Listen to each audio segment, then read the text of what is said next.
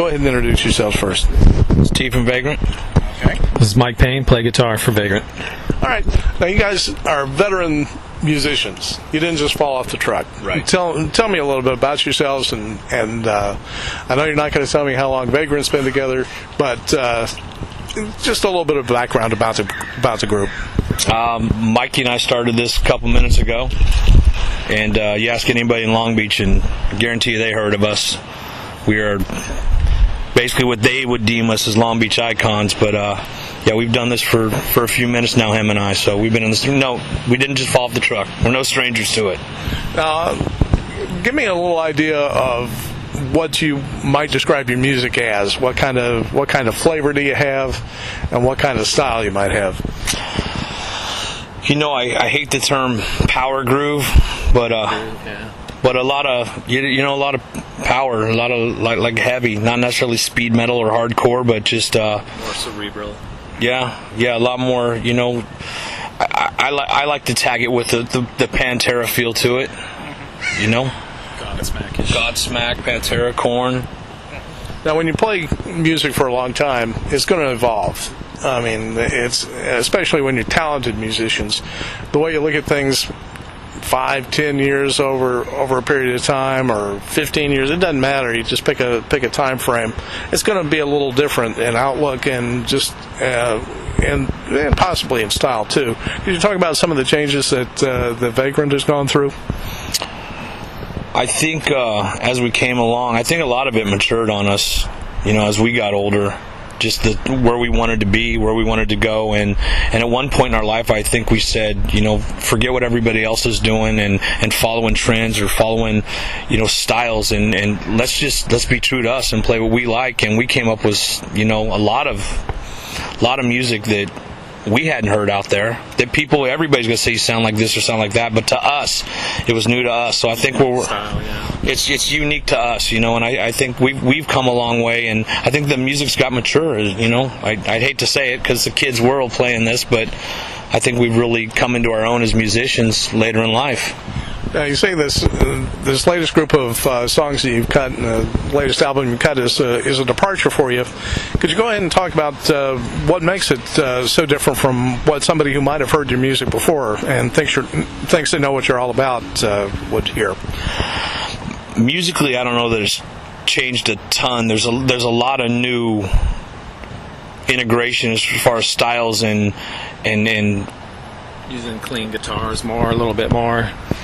A lot more clean guitar, and lyrically, anybody who knows lyrics. Yeah, anybody who knows me knows everything I write's pretty disturbing. But this new album in particular is it's going to be a concept album. You know, it's going to be, first song has to do with the last song. It's going to be a story. You know, it's basically theater of the mind. You'll be able to, as I deemed it before, it's a movie for the blind. So, I mean, you can sit back and listen to it, and it's a story. It's going to be pretty cool. It's been hard to write. It's been a totally new style for me to do it like this. Instead of just writing each song individual about whatever I was feeling at the time, this had to make sense from beginning to end. You've had, like you say, you've been together for more than 5 minutes. What have been some of the career highlights, and has there ever been a career low light where you just said, man, this isn't worth it? Hollywood.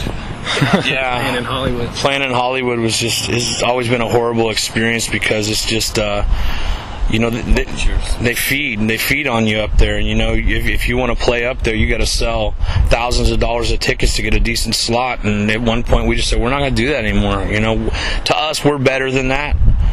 And I know everybody's got to pay their dues, but we've paid our dues, you know, and we've gotten good slots without having to pay money a lot of times now. But definitely Hollywood, playing the Hollywood circuit was a low point for us, just having to scrounge together money and basically pay to play. It's horrible. Yeah, from the Whiskey, El Rey Theater. Yeah, we've been banned from places because, I mean, we have amazing fans. We really do.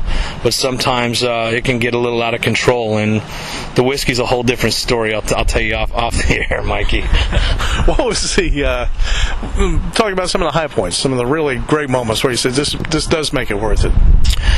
We played a show a couple years ago in Bakersfield, California, and it was called Freak Fest. and it was like 20,000 people were at this event, and we got to play with bands like Cottonmouth Kings and Edema, and it was just amazing to play for their fans and actually get a lot of new fans out of this. A lot of high points is playing shows for Mike Metzger.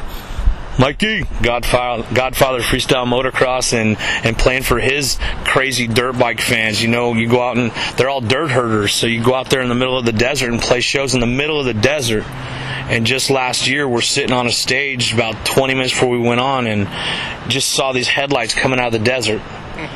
And before we knew it, we were surrounded by dirt bikes and off-road vehicles. The only way you could get to this thing was to come out there in an off-road vehicle, the giant bonfire. And there wasn't 1,000 people, but it was amazing just to see the dedication people get to a show. So just playing music, man. Playing music's been a high point for us. It doesn't matter. And Paul Stanley said it best. I don't care if there's 3 people or 300,000 people. We bleed our hearts out the same way on that stage, no matter who's standing in front of us. Now, you mentioned that you've been at it for a while. I hate to keep bringing that up, but then again, things do change again, and young musicians tend to think they're going to play music for a living, take the rocket ride, be millionaires, and all that stuff. And then after a while, you start adjusting your goals. Could you describe your lifestyle now as and how you're making your living? I mean, do you have day jobs? We have day jobs, yeah. We definitely work, and I think there was a point where we said it's make or break. We go on tour and eat bologna sandwiches and try and make a go at this thing, or we just grind away at home and see what happens. And a lot of these kids, they find out when they get out on the road, it's not all rock and roll. They find out they get halfway across the country and they got to call mom and dad for money to get back home, and we never had to do that. We played a lot of places, and yeah, we do have day jobs. We have to have day jobs now, but if somebody popped out tomorrow and said, "You're signed," would we give them up? Yeah, but I'd have to see the rainbow. I'd have to see the pot of gold at the end of the rainbow for me to have to do that, Now, really, the music industry is changing and it's evolving, and really, if you were a young musician now and just starting off, what would you tell somebody about dealing with record companies or how to make a living doing this? I mean, I would think that it's totally different now than it was just a few years ago. I don't think it's changed a ton. Record companies are scandalous. I think you're going to want to go with an indie company right now, somebody who's as hungry as you are to get it done. And big brother company doesn't care about you. They care about your dollar signs, and they'll cut you as quick as they hired you. And it's all over. And we've dealt with indie companies. We were on a little indie label for about a year, and unfortunately the guy had passed away. Johnny, rest in peace. But it never got released. Yeah, we have an album that never got released. It's technically owned by his record company that no longer exists. It's just going to sit in limbo forever. But for kids right now out there doing it, just watch your back. And we've always gone to lawyers and attorneys. If any contracts, read it.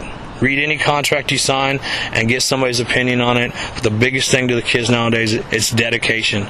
If you're not dedicated to your art, to your craft, you're not going to do anything. It can't be a here today, gone tomorrow type attitude. You got to be in there. For a long time, we were 5 days a week. Practice, shows every weekend, and just being dedicated to it. And that's what it takes. They're going to make it. Now, you mentioned you've got new music in the works. The stuff's coming out, and presuming we get a chance to hear a little bit of that maybe later on. Tell us about maybe one of the 2 tracks that you might like to highlight as you get ready to mix this and really put it out there for everybody. Well, the new album is, should we title this? Yeah. New album's entitled Before the Blood. And it's basically, not to scare anybody, but it's basically a story of a real demented family, starting back in Jack the Ripper day up until modern day right now, present day. It's basically a family of serial killers that train their offspring to do the same thing they've done, and basically killing's their business and business is good. And it starts from the beginning, before I was born, Before the Blood being the title, and leads up to the last track entitled Condemned, which basically is when this life comes around full circle and my child, or the child of the guy in the song, is in the business now. Now, you mentioned that it can be kind of disturbing if you're not really listening to it in the proper context and don't really understand that. People who meet you, they probably got a different idea, and you were telling me some stuff before we started talking on the record here about your personal life and what you do. You're a pretty normal guy, it strikes me. Yeah, pretty normal guy. They're just, we have just... We love horror movie. We love the genre. We love everything about it, and that's kind of where my lyrics have ended up in these past couple years, especially on this album, was staying true to that. And am I going to do anything I write about? Absolutely not. I would never hurt anybody like I do in songs. But there is a saying when it comes to Vagrant, and it's nobody gets out alive, unfortunately.